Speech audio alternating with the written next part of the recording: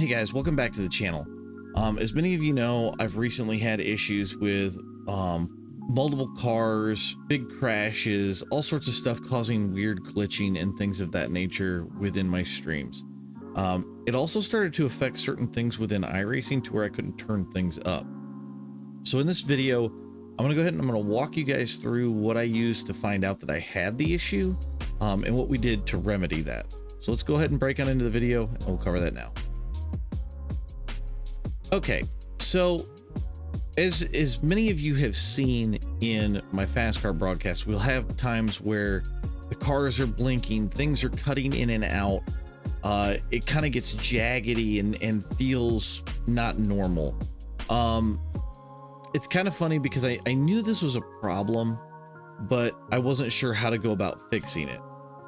And over in the ICW Discord, somebody had posted something about a performance checking tool within the machine, or that you can run on the machine, that will spit you back some numbers, give you an idea of where your rig basically sits. I've got a decent medium rig. It should go pretty good. And boy, was I wrong. So I'm going to go ahead and show you this program. I'll show you what my scores looked like prior to making this adjustment. And we're going to go ahead and show you what adjustments that I actually did make. So let me go ahead and get that up on screen for you so you guys can see it, and we'll go from there. Okay, so this is the program that I used. It's called Performance Test. It has a bunch of different benchmarks. You can manage your baselines. You can run specific tests, as you can see here on the side. There's a number of them. But what this will do, and before you go and run this, make sure everything's closed. Make sure nothing's open so nothing can affect your numbers and such. So, you know, make sure your browsers are closed. You might even do it on a reboot just to make sure that everything is about as fresh as it can be. And then go ahead and run that benchmark. Now, what this is going to do is this is going to give you an overall score, which is your pass mark. And then you'll have your CPU marks, your 2D marks, your 3D, your memory, and obviously your disk. The ones that we're really concerned with for iRacing is your 2D and 3D marks.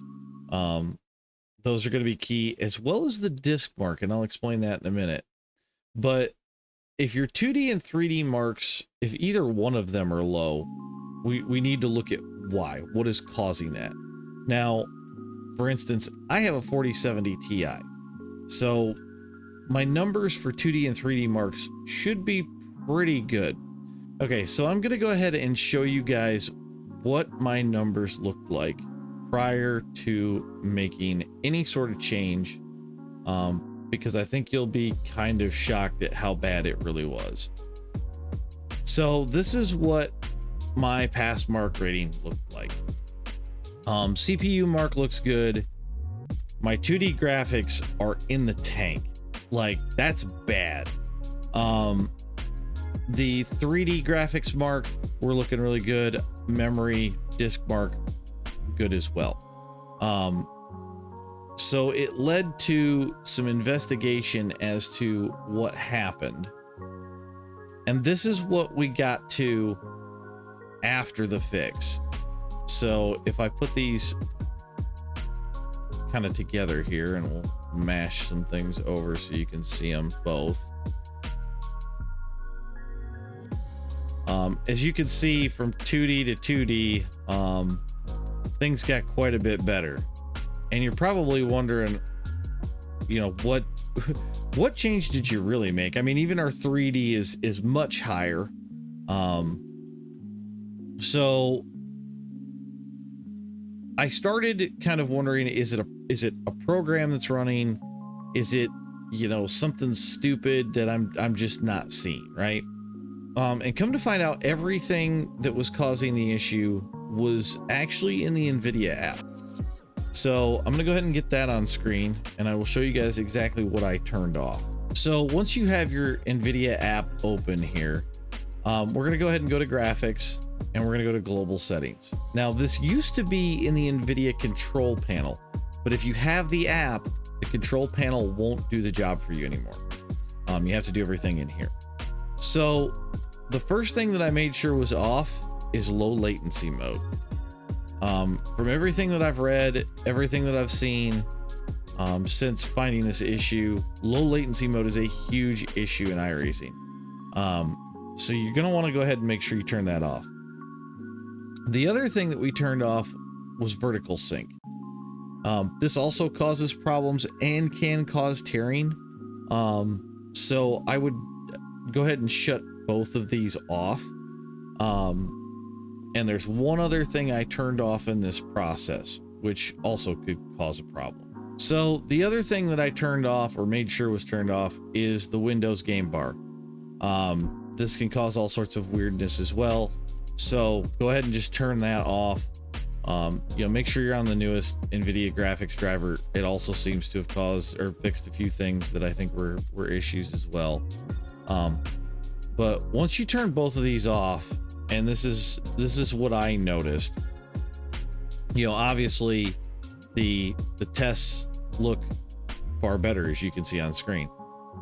I went ahead and tested a little bit further, jumped into a practice session, cranked my graphics all the way up, turned MSAA on. There's basically nothing that I don't have on at this point. Okay. You know, running in a practice lobby, I'm kicking right about 165 frames most of the time. I've tested at Talladega and Daytona at this point, you know, about 140 with everything cranked up with cars on the track. So things look a lot nicer. And like I said before, I had to kick from MSAA down to SMAA, which makes things look a little more jagged. So it's nicer on the eyes. I think this also is fixing my replay issues. So with fast car, you know, I think this will fix a lot of the weirdness when we see wrecks and things of that nature as well. I mean, the fact that the 2D graphics mark was so low on a card that's so good, that's where the concern really sprouted from. And like I said, as we've ran this, it's fixed a lot of problems.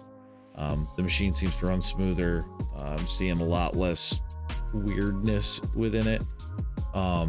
So if you're experiencing stutters, you know, issues where you're not able to turn things up, I highly recommend running the pass mark test first. I'll put a link down in the description. It's a very easy install. It takes probably 5 minutes to run. And then it'll give you some numbers. You can kind of look at some things. Now, if you remember, I mentioned at the start of the video, your disc mark scores. If you're running an SSD, chances are high your disc mark scores are going to be lower than, say, somebody who's running an NVMe drive. Because an NVMe drive works much like a flash drive where it plugs directly into the motherboard. Everything goes quicker, but there's a caveat. Some NVMEs, the transfer rate is not that high. You can get NVMEs that are, you know, 3,500 megs a second. You're probably thinking, wow, that's pretty quick. More newer NVMEs. I've got the Samsung 990 Pro. It runs at 7,500. So I mean, you're increasing the speed at which that transfer happens. So the higher the transfer speed, the better things are going to run. Okay. It could also cause you to stop blinking going to a higher speed drive, because blinking is not just network related, as we've covered in past videos. So run this, see what your numbers look like, try turning off the settings that I gave you. If you have questions, you know, shoot me a message. I'm more than willing to help people try to figure out their issues. And if I don't have an answer, I know at least a few people who might. So, like I said, go forth and do. Hell, you might even find out that you can make your, you know, super expensive machine even run better. So, I highly suggest this. So give this a shot. But until next time, we'll see you guys at the races.